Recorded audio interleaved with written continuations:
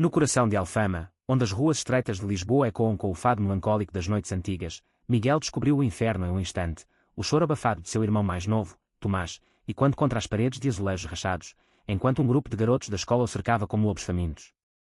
Com o coração disparado, ele irrompeu na viela, os punhos cerrados, gritando um parem, que cortou o ar como uma lâmina afiada, sem saber que aquele ato de fúria protetora acenderia uma fogueira que consumiria as velhas certezas de toda a vizinhança.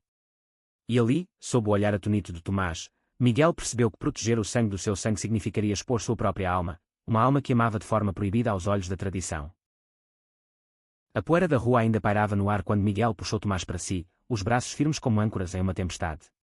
Os agressores, 3 rapazes da turma do 8º ano, recuaram um passo, seus rostos vermelhos de surpresa e raiva mal disfarçada. Vai embora, Miguel. Isso não é da tua conta, rosnou o líder, um garoto chamado Rui, com o cabelo rapado e uma cicatriz fresca na sobrancelha, herança de brigas de rua que ele usava como medalha. Mas Miguel não se mexeu. Seus olhos, verdes como o Tejo em dia de sol, fixaram-se neles com uma intensidade que fez o ar pesar. É da minha conta quando tocam no meu irmão. Ele é uma criança, Rui. Vocês não passam de covardes escondidos atrás de números. Tomás, com apenas 14 anos, tremia contra o peito do irmão, as lágrimas sujando sua camisa escolar imaculada. Seus cabelos pretos, herdados da mãe, grudavam na testa suada, e ele murmurava algo inaudível, um pedido de perdão que partia o coração de Miguel. Desde que o pai morrera 2 anos antes, em um acidente de trabalho no estaleiro do Porto, os 2 irmãos haviam se tornado o mundo um do outro. A mãe, Rosa, trabalhava turnos intermináveis como costureira em uma fábrica de tecidos no Bairro Alto, deixando Miguel, aos 22, como o guardião improvável de uma casa que cheirava a pão fresco e saudades. Ele estudava arquitetura na universidade, sonhando com linhas retas e curvas que desafiassem o peso da gravidade, mas a vida real era uma construção bamba, sustentada por empregos noturnos como garçom em um café escondido. Enquanto os garotos se dispersavam, resmungando ameaças vazias, Miguel levou Tomás para casa, o braço ao redor dos ombros magros do menino como um escudo invisível. A casa era um sobrado apertado na encosta de Alfama, com varandas de ferro forjado que rangiam ao vento do rio. Subiram as escadas íngremes, passando por vizinhos que espiavam das janelas, seus olhares curiosos como agulhas. O que aconteceu, mano? Perguntou Miguel, assim que trancaram a porta, o cheiro de lavanda da mãe impregnando o ar. Tomás desabou no sofá poído, as mãos cobrindo o rosto. Eles me chamam de viado por causa de ti. Dizem que eu sou como tu, que vou acabar igual. As palavras caíram como pedras no estômago de Miguel. Ele sabia. Todo mundo em Alfama sabia, ou pelo menos sussurrava, Miguel, o rapaz bonito que nunca namorava as moças da vizinhança, que preferia os livros de poesia e os olhares furtivos para os turistas de olhos azuis. Miguel sentou-se ao lado dele, puxando-o para um abraço que durou minutos inteiros. Eles estão errados, Tomás. Ser gay não é uma maldição. É quem eu sou. E se isso te machuca, então vamos enfrentar juntos. Mas por dentro, o pânico crescia. Ele havia escondido sua orientação por anos, desde os primeiros beijos roubados na sombra das arcadas da sede de Lisboa, com um colega de escola que fugira para o Brasil logo depois. Agora, com a morte do pai, a pressão da comunidade, católica, conservadora, tecida de tradições como São João e as procissões de Nossa Senhora, apertava como um laço. A mãe, Rosa, suspeitava, mas nunca tocava no assunto, seus olhos castanhos cheios de uma tristeza que ela disfarçava com rezas matinais. E havia André, o amor secreto de Miguel, um pintor de 25 anos que vivia em uma ateliê no Chiado, com mãos manchadas de tinta e um riso que ecoava como o mar. Naquela noite, enquanto Tomás dormia exausto, Miguel saiu para o café, o ar fresco da noite carregado de jasmim e fado distante. O Café das Sombras era um buraco no Bairro Alto, frequentado por boêmios e almas perdidas, onde as luzes amareladas dançavam nas paredes grafitadas. André estava lá, como sempre às quintas, esboçando em um caderno cerrado, seus cabelos loiros caindo sobre a testa. Quando Miguel entrou, exausto e com os ombros curvados, André ergueu os olhos azuis, e o mundo parou. O que houve, amor? Pareces um fantasma. Miguel desabou na cadeira oposta, pedindo um copo de vinho tinto. Contou tudo, as palavras saindo em um fluxo represado, o bullying, as lágrimas de Tomás, o medo de que sua própria verdade se tornasse uma arma contra o irmão. André estendeu a mão por baixo da mesa, entrelaçando os dedos nos de Miguel, um gesto simples que valia mais que promessas. Tu és corajoso, Miguel. Mas não podes carregar isso sozinho. A comunidade. Eles mudam devagar, como o Tejo que eroda as pedras. Eles conversaram até o café fechar, os sons da rua, risos de turistas, o tilintar de copos, misturando-se às suas vozes baixas. André falava de sua própria jornada, filho de pescadores em Cascais. Ele havia saído do armário aos 18, enfrentando o ostracismo que o empurrara para Lisboa. Agora, pintava retratos de casais LGBTQ+, para uma exposição no MAT, sonhando com um mundo onde o amor não precisasse de esconderijos. Quando se beijaram na porta do café, sob a lua cheia, Miguel sentiu um vislumbre de esperança, mas o telefone vibrou. Uma mensagem de Rosa: volta logo. A vizinhança está falando. No dia seguinte, o sol de outono banhava Alfama em tons de âmbar, mas o ar estava carregado de sussurros. Miguel levou Tomás à escola, o Colégio de Santa Catarina, um prédio antigo com pátio de pedra onde as crianças brincavam como em outro século. Ele esperou do lado de fora, encostado em uma parede, fumando um cigarro nervoso. Os professores, freiras de hábito negro, olhavam para ele com uma mistura de pena e desconfiança. Senhor Oliveira, o Tomás está bem? Perguntou a irmã Maria, a diretora, seus olhos miúdos piscando atrás dos óculos. Miguel assentiu, mas o aperto no peito crescia. Dentro do pátio, ele via Rui e seus amigos circulando como abutres, mas Tomás ergueu a cabeça, e quando as palavras do irmão: eu não tenho vergonha. Enquanto isso, a notícia do confronto na viela se espalhava como fogo em palha seca. Dona Fátima, a padeira de 70 anos que vendia pastéis de nata na esquina, cochichava com as clientes. O Miguel, coitado, sempre foi um bom rapaz, mas agora, com esses pecados modernos. Seu marido, o antigo sapateiro, balançava a cabeça. É o que acontece quando o pai morre cedo. Sem homem na casa, as coisas desandam. Mas nem todos eram cruéis. O padre João, da igreja de São Miguel, ouviu a história durante a confissão de uma paroquiana e franziu a testa. Ele era um homem de 50 anos, com barba grisalha e uma voz rouca de tanto pregar sermões sobre caridade. Deus não julga o coração pelo que os homens sussurram, murmurou para si mesmo, enquanto acendia as velas do altar. Miguel, alheio aos rumores, mergulhou em seu dia na universidade. A aula de design urbano era no campus da Universidade de Lisboa, com vistas para o Castelo de São Jorge. Ele desenhava esboços de pontes que ligavam margens opostas, metaforicamente pensando em si mesmo e André. Mas o telefone tocou novamente. Era o diretor da escola. Senhor Oliveira, precisamos conversar. Tomás foi suspenso por uma briga. O coração de Miguel parou. Ele correu de táxi até o colégio, chegando ofegante ao gabinete da irmã Maria. Lá estava Tomás, com um olho roxo e o uniforme rasgado, ao lado de Rui, que exibia um lábio inchado. Ele me defendeu, disse Tomás, a voz trêmula mas firme. Rui disse que eu era um maricas como o meu irmão, e eu. Eu bati nele. A sala girou para Miguel. Suspensão. Por defender-se. A irmã Maria cruzou as mãos sobre a mesa, seu rosário tilintando. Entendemos a dor da perda do seu pai, Miguel, mas essa influência familiar não pode contaminar nossas crianças. As palavras acertaram como um soco. Influência. Sua existência era uma contaminação. Ele se levantou, a voz baixa mas afiada. Minha influência é ensinar amor, irmã. Não ódio. Se Tomás é suspenso por isso, então eu levo o caso à imprensa. Saiu dali com Tomás a reboque, o ar do pátio agora sufocante, como se a Alfama inteira o observasse. Em casa, Rosa esperava, os olhos vermelhos de tanto chorar. O que estamos fazendo de errado, filho? O padre veio-me ver, disse que a comunidade está dividida por tua causa. Miguel abraçou a mãe, sentindo o cheiro de sabão e fadiga. Não é por mim, mãe. É pelo Tomás. Eles o machucam porque me odeiam. Naquela noite, André veio em segredo, escalando a varanda como um ladrão de corações. Eles se sentaram no quarto de Miguel, com vista para as luzes piscantes do Tejo, e André desenhou enquanto falavam. Vou pintar isso, disse ele, traçando o rosto de Miguel com carvão. Um guardião em meio à tempestade. Para a exposição. Para mostrar que o amor vence o preconceito. Mas a tempestade se aproximava. No fim de semana, o Festival de São Martinho enchia a Alfama de castanhas assadas e vinho novo, um ritual que unia a vizinhança em fogueiras e danças. Miguel levou Tomás, determinado a não se esconder. Eles andavam de mãos dadas, não de forma romântica, mas fraterna, um gesto que ecoava a inocência infantil. Foi quando Dona Fátima se aproximou, seu avental farinhento, e estendeu uma bandeja. Toma, Tomás. Para o teu olho melhorar. Era um gesto pequeno, mas Miguel viu o tremor em suas mãos. Obrigado, Dona Fátima.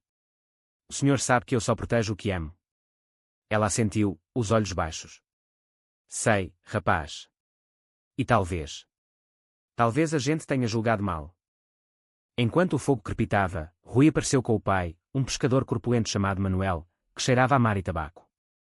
Ouvi dizer que tu agrediste meu filho, grunhiu Manuel, aproximando-se de Miguel. A multidão silenciou, o ar tenso como uma corda de viola. Tomás se encolheu atrás do irmão, mas Miguel ergueu o queixo. Não agredi. Defendi o meu. Seu filho começou, senhor. E se isso é crime, então prenda-me. Manuel piscou, surpreso com a franqueza. Então, algo mudou em seu rosto, talvez o vinho, talvez a memória de seu próprio irmão perdido no mar. Meu Rui é um idiota, admito. Mas por que tu fazes isso? Por um irmão que nem é sangue do teu sangue. Tomás era meio-irmão, filho de Rosa de um casamento anterior, mas para Miguel, era tudo. A resposta veio baixa, mas clara, porque o amor não mede laços de sangue. É o que nos salva. Manuel recuou, murmurando algo sobre tempos mudando, e a multidão dispersou, mas os sussurros agora eram diferentes, curiosos, não venenosos. André, observando de longe, sorriu para Miguel através das chamas, um olhar que prometia noites de confidências e toques suaves. Mas o verdadeiro teste viria na semana seguinte, quando a escola convocou uma assembleia comunitária, e o padre João anunciou: vamos falar de bullying. E de corações que batem diferente. Os dias seguintes foram um turbilhão. Miguel e Tomás voltaram à rotina, mas o ar em Alfama parecia carregado de eletricidade, como antes de uma trovoada de verão. Na universidade, Miguel encontrou apoio inesperado. Sua professora de História da Arquitetura, a doutora Sofia, uma mulher de 40 anos com óculos redondos e um colar de contas africanas, chamou ao escritório. Ouvi sobre o teu irmão. E sobre ti. Quero-te convidar para falar na próxima aula sobre espaços inclusivos, como a Alfama poderia ser um modelo de aceitação. Miguel hesitou, o medo de exposição ainda fresco, mas aceitou. Por Tomás, disse a si mesmo. Enquanto isso, André preparava sua exposição no MAT, o Museu de Arte, Arquitetura e Tecnologia, um prédio moderno à beira do Tejo que contrastava com as curvas antigas de Lisboa. Ele pintara um tríptico, Miguel como o protetor, Tomás como a luz vulnerável, e a comunidade como uma tapeçaria em transformação, fios de preconceito se desfazendo em cores vibrantes. Vai ser o coração da mostra, confidenciou a Miguel durante um passeio noturno pelo Terreiro do Paço, onde as luzes dos arcos refletiam no chão de pedra como estrelas caídas. Eles pararam sob a estátua de D. José I, e André beijou a testa de Miguel. Tu estás mudando tudo, amor. Até eu me sinto mais forte. Mas nem tudo era luz. Rui, humilhado, tramava vingança. Em uma tarde chuvosa, ele e dois amigos esperaram Tomás na saída da escola, empurrando-o para um beco perto do mirador da Senhora do Monte. Diz para o teu irmão viado que a gente não esquece, sibilou Rui, enquanto o garoto caía na lama. Tomás gritou, mas a chuva abafava o som. Foi o zelador da escola, um homem surdo chamado António, que ouviu o tumulto e interveio, separando os garotos com sua bengala velha. A polícia foi chamada, pela primeira vez, o bullying cruzava a linha para a agressão física. No posto, Miguel chegou correndo, encharcado, encontrando Tomás enfaixado e Rosa soluçando. Eu vou acabar com isso, jurou ele, mas o oficial, um lisboeta de meia-idade chamado Vasco, balançou a cabeça. Não é só o Rui, rapaz. É o medo. A gente vê muito disso em bairros como Alfama. Mas talvez uma conversa com os pais ajude. A assembleia na escola foi um caldeirão fervente. O auditório do Colégio de Santa Catarina, com seus bancos de madeira polida e crucifixos dourados, encheu-se de pais, professores e vizinhos. O padre João subiu ao púlpito, sua voz ecoando: hoje, falamos de Tomás Oliveira. Mas também de Miguel. E de todos nós. Ele contou a história, sem julgar, apenas expondo as feridas. Quando Miguel foi chamado, ele subiu tremendo, o coração batendo como um tambor de fado. Eu sou gay. E amo meu irmão mais que a vida. Se proteger ele me torna inimigo, então que assim seja. Mas peço, ensinem às crianças o amor, não o ódio. Silêncio. Então, aplausos esparsos, crescendo como uma onda. Dona Fátima chorava na primeira fila, e Manuel, pai de Rui, levantou-se: meu filho errou. E eu também. Desculpem. Fora dali, a mudança se espalhava como vinho derramado. A doutora Sofia organizou um workshop na universidade sobre direitos LGBTQ+, em contextos tradicionais, convidando Miguel como orador. Andrés' exposição no MAT atraiu multidões, com o tríptico de Miguel e Tomás se tornando viral nas redes, #se como Alfama orgulhosa e quando de Cascais a Porto. Até Rosa, em uma noite de domingo, sentou-se com Miguel na cozinha, o vapor do bacalhau assado subindo entre elas. Eu sabia, filho. Desde sempre. E te amo por quem és. Lágrimas caíram, mas eram de alívio, não dor. Rui, confrontado pelo pai, apareceu na porta de Miguel uma tarde, sozinho, os olhos baixos. Desculpa. Eu tinha medo de ser como tu. Mas agora vejo que não é ruim. Tomás, surpreendentemente, perdoou na hora, oferecendo uma bola velha de futebol. Joga comigo. E assim, aos poucos, as vielas de Alfama se encheram de risos mistos, não mais divididos. Mas o clímax veio no Natal, quando o Padre João anunciou uma missa especial, pela família, em todas as formas.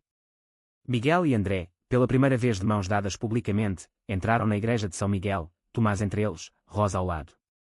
A congregação se ergueu, não em julgamento, mas em aplausos suaves.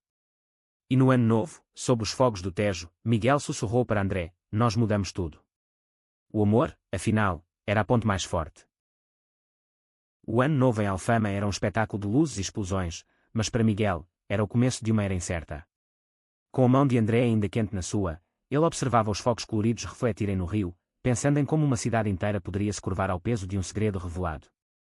Tomás, agora com um sorriso mais amplo, puxava sua manga: mano, olha.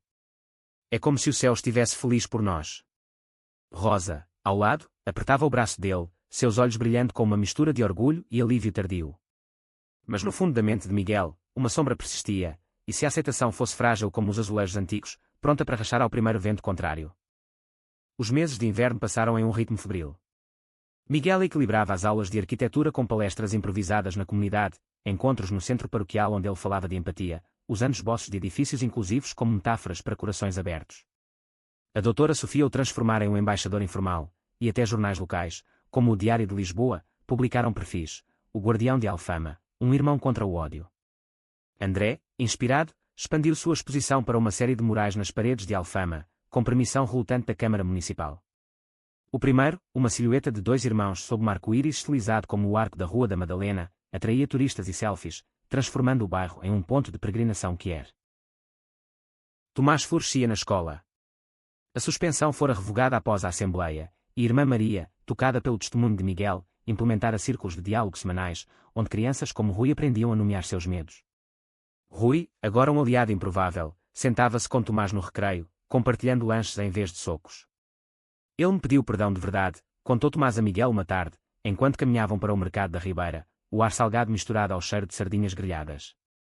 Disse que o pai dele contava histórias do tempo do Salazar, quando ser diferente era prisão. Miguel parou, comprando um ramalhete de flores para Rosa. Isso é o que muda as coisas, mano. Histórias. Não punhos. Mas o idílio foi interrompido por uma carta anônima, escorregada sob a porta em uma manhã de fevereiro chuvosa. Vocês estão destruindo nossa tradição. Saiam de Alfama antes que seja tarde. As palavras, rabiscadas em tinta preta, fizeram o estômago de Miguel revirar. Ele mostrou a André naquela noite, na ateliê do Chiado, onde telas semi-acabadas se empilhavam como sonhos adiados.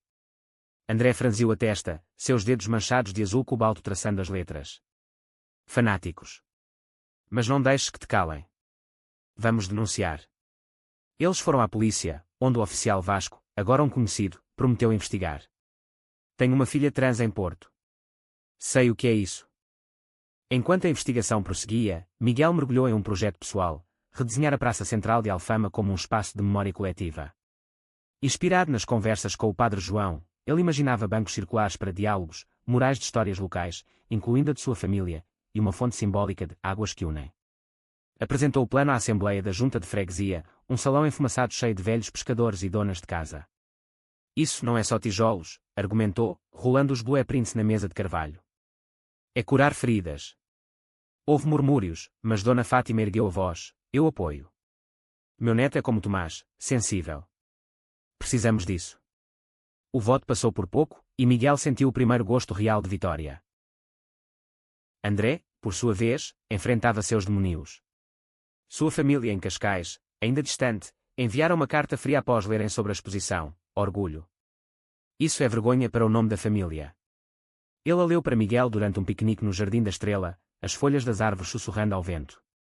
Dói, mas eu tenho ti. E Alfama. Miguel o abraçou ali, no gramado salpicado de sol, ignorando os olhares curiosos. Seu beijo foi suave, um selo de promessas, e naquele momento, o amor deles se solidificou como cimento fresco. A primavera trouxe o primeiro golpe. Durante a inauguração do mural, uma pedra voou da multidão, estilhaçando uma lâmpada e espalhando cacos como confetes malignos. Gritos ecoaram, e Miguel protegeu Tomás com o corpo, enquanto André chamava a polícia. O culpado era um primo distante de Manuel, um desempregado amargo chamado Carlos, que gritava: "Isso é contra Deus." Vasco algemou, mas o dano estava feito, não nos vidros, mas nas almas. Rosa, que ajudara a pintar o mural com flores de acrílico, desabou em prantos, porque não nos deixam em paz. O padre João celebrou uma missa de reparação no dia seguinte, lutada, onde ele pregou: "A pedra que atirais hoje pode ser o alicerce de amanhã." Miguel, ferido mas resiliente, canalizou a raiva em ação. Ele organizou o Festival das Vozes Escondidas, um evento em maio na Praça Redesenhada. Poetas que liam fados adaptados, dançarinos de fado vadio giravam em pares mistos, e Tomás, corajoso, recitava um poema que escrevera sobre Irmandade. A multidão cresceu, de 200 a 500, com bandeiras arco-íris tremulando ao lado de crucifixos. Até o primo de Rui, um jornalista do Público, cobriu o evento, Alfama, do bullying à bandeira. Mas em meio à celebração, Miguel recebeu uma ligação. A mãe de André estava doente, um câncer repentino em Cascais. "Vou contigo", disse ele, sem hesitar. A viagem para Cascais foi um teste de fogo. O trem costaneiro serpenteava pela costa, o Atlântico rugindo ao lado, enquanto André segurava a mão de Miguel, os nós dos dedos brancos. Chegando à casa dos pais, uma vila branca com jardim de buganvílias, eles foram recebidos com frieza. O pai de André, um ex-pescador de olhos duros, mal olhou para Miguel: "Então tu és o artista." A mãe, Maria, deitada na cama, estendeu a mão trêmula: "Obrigada por fazer meu filho feliz." Lágrimas caíram, e naquela noite, enquanto André velava o sono dela, Miguel caminhou pela praia de Guincho, as ondas lambendo seus pés, questionando se o amor suportaria distâncias familiares. De volta a Lisboa, o festival ecoava em ondas positivas. Rui, redimido, ajudou a limpar os cacos do mural, e Tomás ganhou um prémio escolar por seu poema. Mas o ápice do conflito veio em junho, durante as festas de Santo António. As ruas de Alfama fervilhavam de sardinha e manjerico, arraiais com marchas e concertinas. Miguel e André dançavam uma valsa improvisada no meio da multidão, rindo, quando Carlos reapareceu, bêbado e furioso, com um grupo de amigos. "Vocês não pertencem aqui", berrou, avançando. A briga explodiu em socos e gritos, corpos caindo na calçada enfeitada de flores. Tomás, vendo de longe, correu para ajudar, mas foi Manuel quem interveio, derrubando Carlos com um soco preciso. "Chega! Esse é o meu bairro também." A polícia dispersou o tumulto, mas as manchetes matinais foram implacáveis: "Violência em Santo António, preconceitos explodem Alfama." Miguel acordou com o rosto machucado, André ao lado com o olho roxo, mas o apoio veio em avalanche. O padre João condenou a violência em um sermão televisionado, Dona Fátima organizou uma petição pela paz, e até o presidente da junta prometeu câmaras na praça. Rosa, fortalecida, declarou à imprensa: "Meu filho ensinou-me a amar sem condições." Enquanto o verão se aproximava, Miguel e André planejavam o futuro, uma viagem a Porto para a Parada do Orgulho, talvez um apartamento compartilhado no Bairro Alto. Tomás, agora confidente, sussurrava planos de ser arquiteto como o irmão. E em uma noite quente de julho, sentados na varanda, Miguel disse: "Nós sobrevivemos à tempestade. Agora, construímos o arco." O Tejo brilhava abaixo, testemunha silenciosa de uma comunidade renascida. O verão em Lisboa era um abraço sufocante, com o ar pesado de sal e saudade, mas para Miguel, era tempo de colheita. Com os ferimentos de Santo António cicatrizando, fisicamente, pelo menos, ele mergulhava no projeto da praça, agora em fase de construção. Escavações revelavam ruínas romanas sob o pavimento, um lembrete de que Alfama era camadas sobre camadas, como as almas que ali habitavam. Trabalhadores locais, incluindo Manuel, erguiam as estruturas sob a orientação de Miguel, e conversas fluíam entre marteladas. "Nunca pensei que um rapaz como tu liderasse isso", admitiu Manuel um dia, limpando o suor da testa. "Mas faz sentido. Tu vês o que a gente ignora." André, lidando com a doença da mãe, viajava semanalmente para Cascais, mas as visitas de Miguel o ancoravam. Em uma delas, Maria, enfraquecida mas lúcida, pediu: "Pinta-me com ele." Para lembrar que o amor cura. André obedeceu, criando um retrato delicado que pendurou na ateliê, um farol de aceitação. De volta, ele e Miguel participavam de um workshop de arte comunitária na praça em construção, onde crianças como Tomás pintavam painéis de esperança. Olha, mano, o meu é tu e o André voando sobre o Tejo, ria Tomás, pincel na mão, as sardas dançando ao sol. Mas as sombras não desapareciam facilmente. A carta anônima tivera seguimento, pacotes de lixo na porta, grafites homofóbicos nos muros recém-pintados. Vasco investigava, apontando para Carlos e seu círculo, mas provas faltavam. Eles são espertos, mas a gente pega eles, prometia o oficial durante um café no das sombras. Miguel, exausto, confidenciava a Rosa, às vezes, sinto que luto contra fantasmas. Ela, agora ativa na associação de mães da escola, respondia com firmeza, fantasmas morrem à luz, filho. Continua brilhando. O ponto de virada veio em agosto, durante o feriado de Nossa Senhora da Saúde. A procissão serpenteava pelas ruas estreitas, velas tremulando, o cheiro de incenso misturado ao mar. Miguel, André e Tomás seguiam na multidão, carregando uma imagem de Maria que Rosa tecera com flores. Foi quando Carlos surgiu, infiltrado entre os fiéis, murmurando veneno, hereges na procissão. Deus os castigará. Vozes se ergueram em eco, mas o padre João, liderando, parou o cortejo. Silêncio. Esta é casa de Deus, não de ódio. Ele puxou Miguel para o altar improvisado, microfone em punho, este homem protege os seus. Como Maria protegeu o filho. Aplaudam-no. O aplauso veio como trovão, abafando os dissidentes. Carlos foi expulso pela multidão, e naquela noite, em uma ceia comunitária na praça semi-concluída, Manuel se aproximou de Miguel com uma garrafa de vinho, meu primo é um tolo. Mas tu salvaste meu Rui de se tornar como ele. Obrigado. Lágrimas não caíram, mas mãos se apertaram, selando uma aliança improvável. Com o outono, o projeto da praça inaugurou em grande estilo, uma cerimônia com fado ao vivo, discursos e o corte de fita pelo presidente da Câmara. A fonte jorrava água colorida, simbolizando diversidade, e os bancos circulares já abrigavam conversas. A imprensa nacional cobriu, Alfama renascida, do preconceito à Praça da União. Tomás, agora líder de um clube anti-bullying na escola, leu seu poema novamente, a voz confiante. André expôs fotos da construção, capturando o suor e os sorrisos. Mas o drama pessoal de André escalou. Em outubro, Maria piorou, e ele pediu a Miguel, vem comigo. Preciso de ti. Eles partiram para Cascais, onde o pai de André, outrora frio, cedeu, fica. Ela quer ver-te. Nos dias finais, Maria sussurrou para Miguel, cuida do meu menino. O amor de vocês é minha bênção. Seu funeral foi um mar de azul, com pescadores cantando hinos antigos. André chorou nos braços de Miguel na praia, as ondas levando a dor embora. Agora, somos família de verdade, disse Miguel, beijando sua têmpora. De volta, a comunidade abraçou André como um filho pródigo. Dona Fátima assava pastéis em sua homenagem, e o padre João convidou para pintar o teto da igreja, um afresco de santos inclusivos. Tomás, crescendo, confidenciava dúvidas, e se eu for gay também? Miguel sorria, então, eu te guio. O importante é ser honesto. O clímax do ano veio em novembro, com um escândalo. Carlos, desesperado, planejou vandalizar a praça na véspera de Natal. Mas Rui, leal agora, ouviu e delatou. A polícia montou uma armadilha, prendendo-o em flagrante com spray e máscaras. O julgamento foi rápido, mas transformador. Carlos, confrontado com testemunhos de ex-vítimas, quebrou, admitindo medos enraizados na própria juventude reprimida. Eu via o Miguel e via meu eu escondido, confessou. A sentença foi comunitária, serviço na praça, sob supervisão de Miguel. Enquanto o inverno voltava, com luzes natalinas pescando nas varandas, Miguel e André caminhavam pelo Tejo, mãos entrelaçadas. De bullying é isso. Uma praça inteira mudou, refletiu André.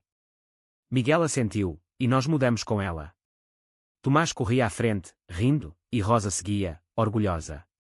Alfama, outrora prisão de preconceitos, era agora um lar de possibilidades. O Natal em Alfama era uma tapeçaria de luzes e canções, mas para Miguel, era um espelho da jornada, de sombras a brilho. A praça recém-inaugurada pulsava com uma feira de Natal, barracas de presépios e vinho quente, onde famílias se reuniam sem divisões. Tomás ajudava Dona Fátima a vender castanhas, seu olho roxo uma memória distante, agora substituído por um cachecol tricotado pela avó. Miguel e André montavam um stand de arte, vendendo gravuras do mural, os lucros indo para o clube anti-bullying. Olha só, amor, até o oficial Vasco comprou uma, riu André, enquanto embrulhava um quadro de 2 pomos sobre o Tejo. Rosa, radiante em um vestido vermelho, puxou Miguel de lado. O padre João me disse que a igreja vai ter um grupo de apoio para famílias LGBTQ+. Tu inspiraste isso. Orgulho inchou no peito dele, mas uma inquietação persistia. O julgamento de Carlos trouxera paz, mas e as cicatrizes internas? Naquela noite, durante a missa do galo, com o presépio iluminado na praça, Miguel sentou-se com André, Tomás entre eles. O sermão do padre João ecoou: o menino Jesus veio para os marginalizados. Como Miguel veio para Tomás.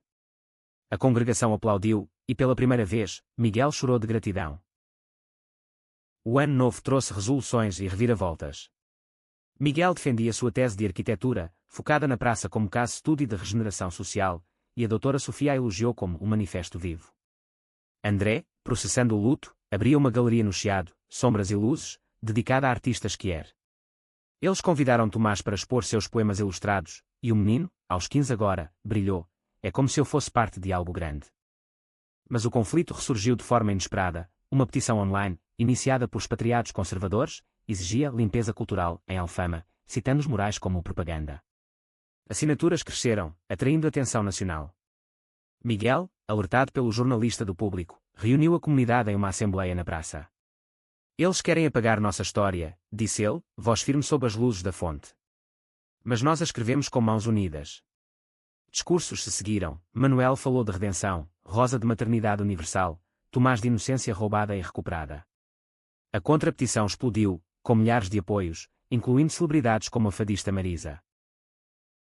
André, sentindo a pressão, propôs uma ideia ousada, um documentário sobre a transformação de Alfama, filmado por um amigo cineasta de Porto. Vamos mostrar o antes e o depois. Teu coração nisso tudo. Miguel hesitou, expor mais. Mas aceitou, e as filmagens começaram em fevereiro, capturando entrevistas com Rui, Dona Fátima, até Carlos, agora voluntário relutante na praça, limpando bancos com olhos baixos. Eu errei feio, admitiu na câmara. O Miguel me mostrou que o medo é o verdadeiro bullying. Enquanto isso, Tomás enfrentava seu próprio teste, um crash na escola, um garoto chamado Diogo, tímido e artista como André.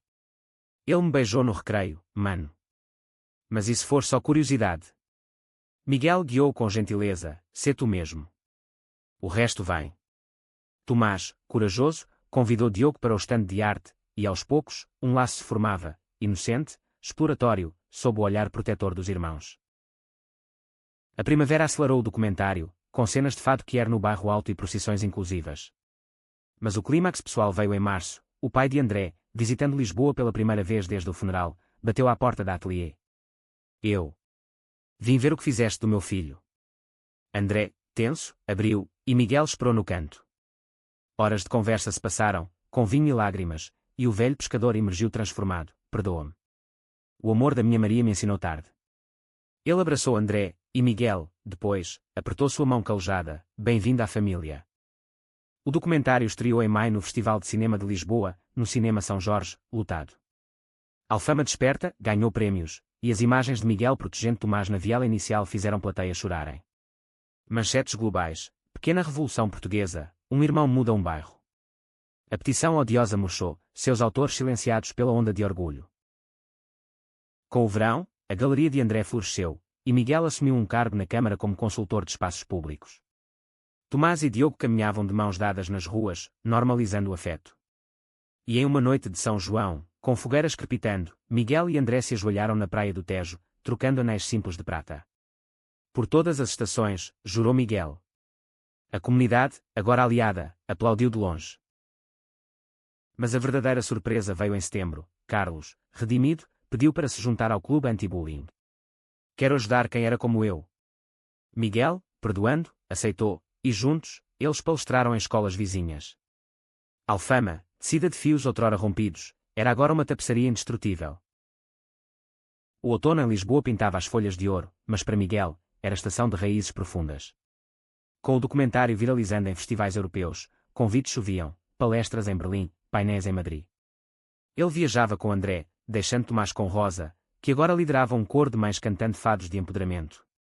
Vai, filho. O mundo precisa da tua voz, incentivava ela, beijando sua testa antes de cada partida. Tomás, crescendo em confiança, enviava mensagens. Diogo e eu fizemos um mural na escola. Sobre irmandades.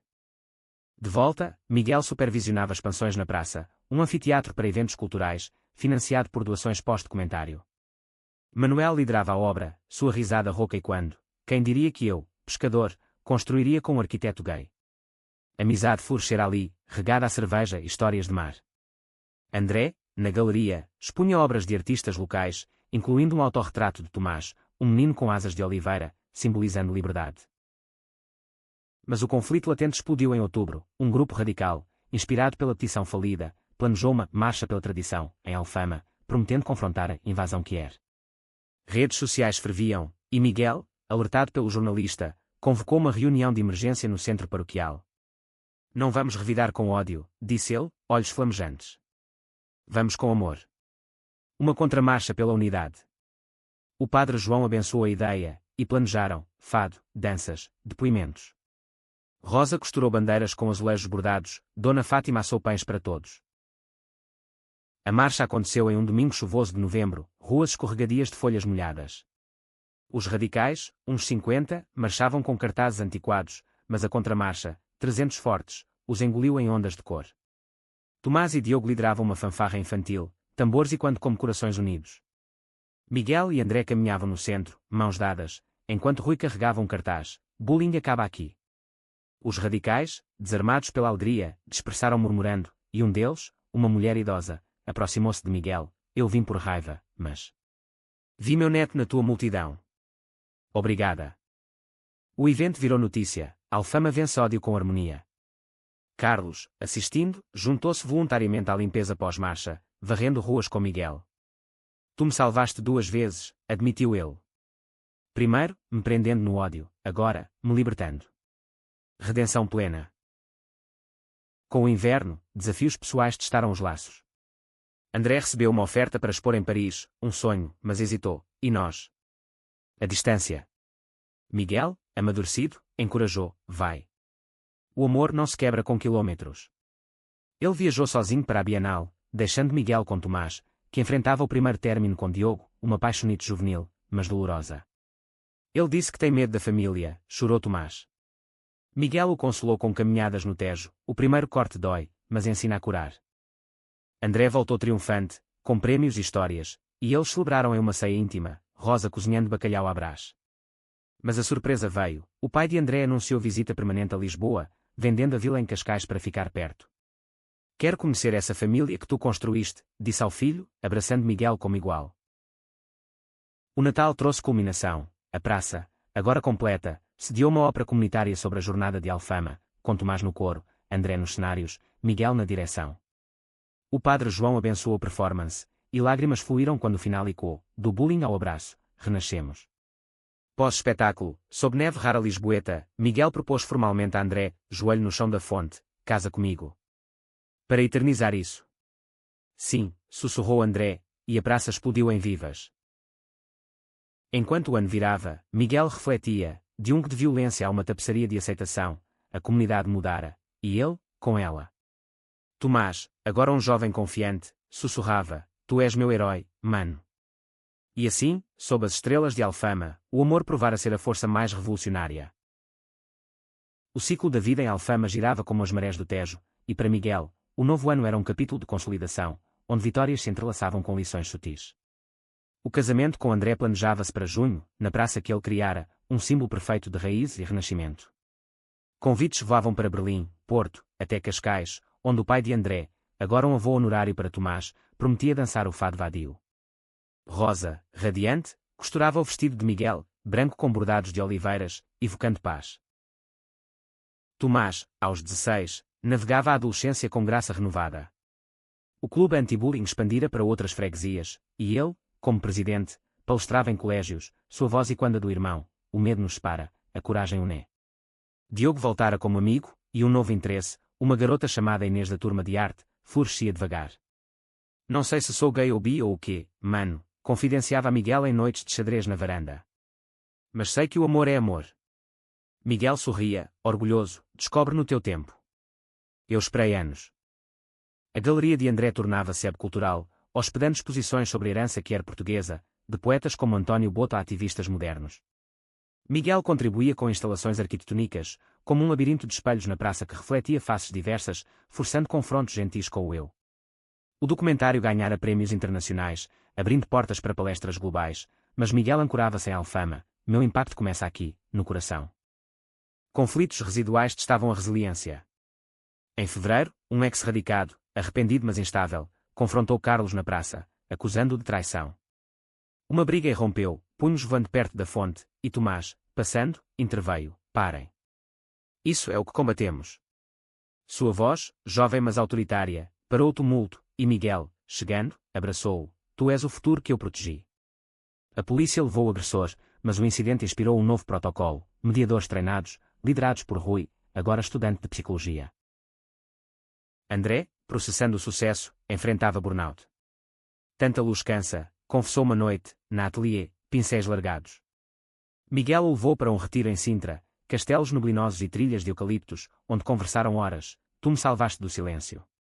Agora, descansa no meu. Eles emergiram renovados, planejando lua de mel na Madeira, ilhas de Laurisilva como metáfora de crescimento selvagem. A primavera trouxe o ápice comunitário, o primeiro dia de Alfama orgulhosa, uma parada anual com desfiles, fado e arte de rua. Milhares vieram, de Lisboa e além, bandeiras arco-íris misturadas a santos padroeiros. O padre João marchava na frente, Dona Fátima jogava pétalas, Manuel tocava concertina. Tomás e Inês dançavam, rindo, enquanto Miguel e André lideravam, anéis brilhando. Mas o momento de virada veio quando Carlos subiu ao palco improvisado, microfone trêmulo: eu fui o vilão. Hoje, sou aliado. Obrigado, Miguel, por não desistir de mim. Aplausos ribombaram, lágrimas coletivas selando perdão. O casamento, em junho, foi um sonho acordado. A praça, flórida com jasmins e buganvílias, abrigava 300 convidados sob um céu azul imaculado. Rosa caminhou com Miguel até o altar, uma arcada de oliveiras, onde André esperava, olhos azuis úmidos. Votos ecoaram: tu me ensinaste a construir pontes, não muros, disse Miguel. E tu me mostraste que a cor vem da vulnerabilidade, respondeu André. Tomás, padrinho, leu um poema original, voz embargada, de irmãos à família, de ódio à eternidade. O beijo selou, e a praça explodiu em vivas, fogos e quando como bênçãos. Pós-casamento, vida fluía em harmonia. Miguel publicava um livro sobre regeneração urbana através da empatia, ilustrado por André. Tomás entrava na universidade, estudando artes, com bolsa inspirada na praça. Rosa encontrava amor em um viúvo do coro, um passo tímido para a felicidade. E Alfama, outrora sussurrante de julgamentos, cantava hinos de aceitação, marchas anuais, morais expandidos, diálogos eternos. Anos depois, com um filho adotado correndo pela praça, Miguel sentava com Tomás, agora adulto: lembras o dia da viela? Tomás ria: como esquecer? Tu mudaste tudo. E assim, o legado persistia: um jovem gay protegera o irmão, e a comunidade inteira renascer em amor.